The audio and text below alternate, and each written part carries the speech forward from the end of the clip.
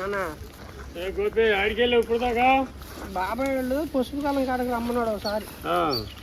నిన్న మొత్తం వంట మొదలేసారుగా అది పక్షేలో ఆయన కొంచెం పని ఉందంటే కొంచెం రారా అన్నాడు.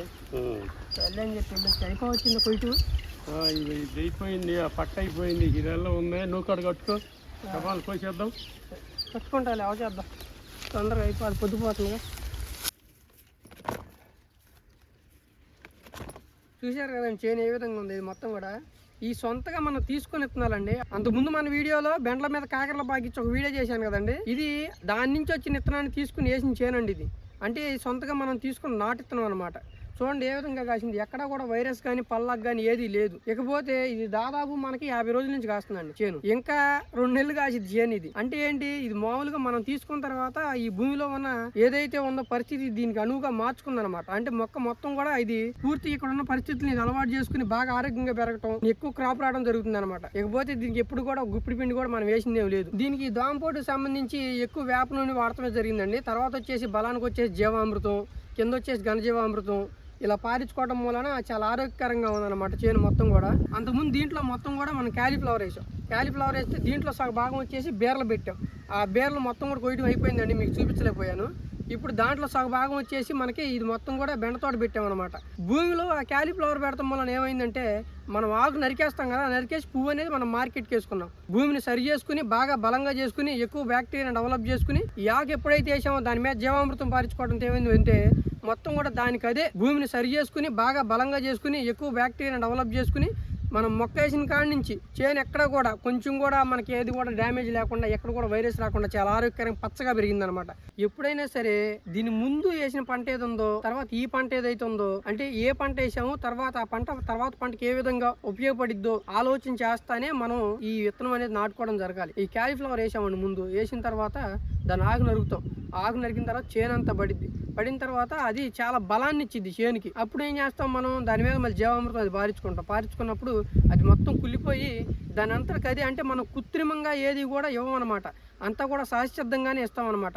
అంటే అప్పుడు ఏమైంది, సహజసిద్ధంగా ఇచ్చినప్పుడు ఆ భూమిలో ఎంత అయితే ఇది ఉందో, అంటే ఆ భూమిలో ఎంత అయితే బలం ఉందో ఆ బలం మొత్తం కూడా తర్వాత మనం ఏదైతే పైరేస్తామో ఆ పైరు అనేది తీసుకోవడం జరిగిన తర్వాత మనకి ఏదైతే అనుకుంటామో ఆ స్థాయిలో మనం ఆ పంట యొక్క దిగుబడిని తీసుకోవడానికి ఆస్కారం ఉండిద్ది. ఎక్కువగా పిండ్లు, ఎక్కువగా మందులు కొడతం తగ్గించండి.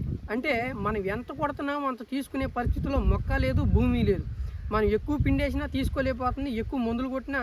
అంటే తర్వాత ఏమైందంటే, ఇప్పుడు ఒక 50 కేజీలు వేస్తాం, తర్వాత 100 కేజీలు వేస్తాం, తర్వాత 200 కేజీలు వేస్తాం. నువ్వు తర్వాత 1000 కేజీలు వేసినా తీసుకునే పరిస్థితిలో భూమి లేదు. ఎంతో కొంత కర్బనం అనేది భూమిలో నిలవలేకపోతే మనం ఎంత చేసినా కానీ ఉపయోగం ఉండదు. అందుకని ఈ కర్బన స్థితి ఏదైతే ఉందో భూమిలో అది పాడవకుండా, ఇప్పుడు చెవతం బాగానే ఉండిద్ది, నేను చెబుతాను ఇలా చేసాం అలా చేసామని. కానీ వాస్తవ పరిస్థితుల్లో మీకున్న ఆర్థిక పరిస్థితిని బట్టి, మీకున్న ఇదిని బట్టి ఎంతవరకు చేయాలో అంతవరకు కొద్దిలో కొద్ది ఖచ్చితంగా మీరు ఈ భూమి యొక్క కర్బనాన్ని దెబ్బతీయకుండా ఒక 10 కట్టలు వేసే చోట ఒక 4 కట్టలు వేయటమో, లేదా 2 కట్టలు వేసే చోట ఒక అరకట్ట వేసి తర్వాత జీవామృతానికి ఎక్కువ ప్రిఫరెన్స్ ఇవ్వండి. కాదు కొంచెం స్టెప్ బై స్టెప్ మార్చుకుంటే ఏంటంటే, ఈ ఆర్గానిక్ సేంద్రీయ పద్ధతి ఏదైతే ఉందో కొంచెం కొద్దిగా ఈ చేను మార్చుకుంటూ వచ్చిందంటే తర్వాత తరాలకి ఇబ్బంది లేకుండా ఈ భూమి పాడవకుండా ఉండిద్ది. భూమిని మీరు పెంటబో తోలినా తోలపోయినా తోలుకుంటే చాలా నాణ్యం, ఖర్చులు ఎక్కువైపోయి మేము తోలలేమనుకుంటున్నారు. కాబట్టి కనీసం కొద్దిలో కొద్ది మీరు ఈ జీవామృతం అన్న పారించుకోండి. ఈ జీవామృతం పారించుకుంటే ఏమైందంటే, ఈ కోట్ల సంఖ్యలో ఈ బ్యాక్టీరియా అనేది భూమిలో డెవలప్ అయ్యి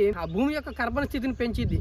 కర్బన స్థితిని పెంచితే ఏమైందంటే ఏ పంట వేసినా కానీ ఆరోగ్యంగా రావడానికి ఆస్కారం ఉండిద్ది. ఇంకా బలానికి ఏదైనా ఉంటే పంచగావ్య తయారు చేసుకోవడం, పంచగావ్య చేయడానికి దాదాపు 4 రోజులు, అంటే 27 రోజుల నుంచి 2 నెలల వరకు పట్టిద్దండి, చేసుకోవచ్చు. 27 రోజులు తయారైపోతే తర్వాత నుంచి మనం స్ప్రే చేసుకోవచ్చు. ఆ పంచగావ్యాలు ఎలా చేయాలి మొత్తం కూడా వీడియో చేసి పెడతాను. కొంచెం పని ఒత్తిడి మూలాన్ని ఈ వీడియోలు ఏం చేసి పెట్టలేకపోయాను అనమాట. మీ జీవామృతం ఘనజీవామృతం క్లియర్గా ఎలా చేసుకోవాలి ఏంటి మొత్తం కూడా క్లియర్గా నేను ఎక్స్ప్లెయిన్ చేసి చెబుతాను. అంటే ఏ మొక్కకి ఏ స్టేజ్లో ఎంత వాడాలి మొత్తం కూడా మీకు చెబుతాను అనమాట. చూడండి, ప్రస్తుతానికి ఇప్పుడైతే తోట ఇంత ఆరోగ్యకరంగా ఉంది కదా, రండి మన కాయ కోయాల్సిన కోస్తాను. కోసేటప్పుడు కాయ ఏ విధంగా దిగుతుందో మొత్తం కూడా చూపిస్తాను, రండి. ఇకపోతే బెండ తోటలో కలుపు పెద్ద ఇబ్బంది ఏం పెట్టదండి. మనం ఇది మొత్తం కూడా బెడ్ అంటే జంటసాల విధానంలో వేసుకున్నాం అనమాట. జంటసాల విధానంలో వేసుకుంటే ఇది ఈ మధ్యలో వచ్చిందని ఒకసారి పీకి మొత్తం కూడా కింద వేయించానండి. వేయించిన తర్వాత ఈ మొదలెంట కొద్ది గొప్ప ఉంది, పెద్ద ఇబ్బంది లేదు. అది బెండ తోట అంత ఇబ్బందికరంగా ఉండదు. కలుపుని కొంచెం తొక్కేసిద్ది అనమాట. కలుపుకి అంత ఇబ్బంది ఏం పడదు బెండ తోట. కాబట్టి బెండకాయ పండించుకోవడం అనేది పెద్ద ఇబ్బందికరం ఏం కాదు ఆర్గానిక్ ఫార్మింగ్లో. బెండకాయ చాలా సులువుగా పండించుకోవచ్చు, ఇబ్బంది లేదు.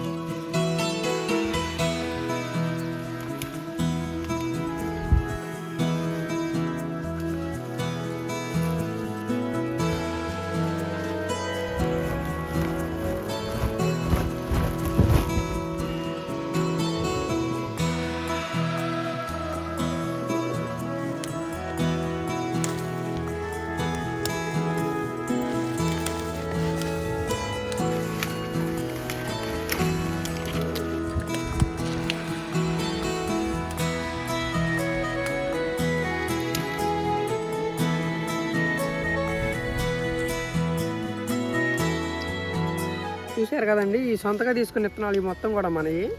చూసారు ఎంత బాగుండే కాయలు. ఎక్కడా కూడా ఒకటి కూడా వైరస్ చెట్టు కానీ పల్లా చెట్టు కానీ ఉండదండి, చూడండి కావాలంటే.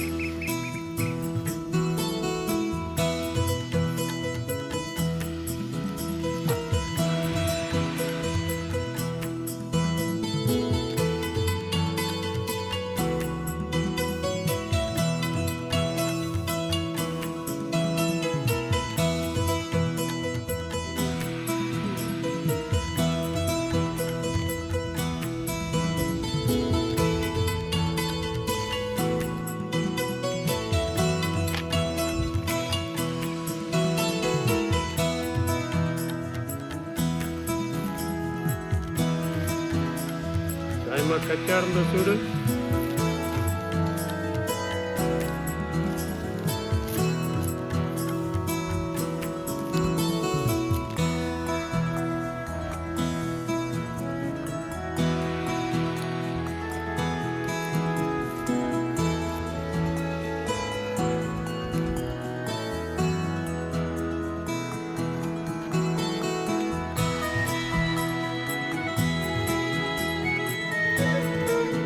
కాటా పెట్టేసామండి, కాటా పెడతాం అయిపోయింది. అవి మనం తర్వాత ఆటో వచ్చి దాంట్లో వేసేసుకుంటాం అనమాట.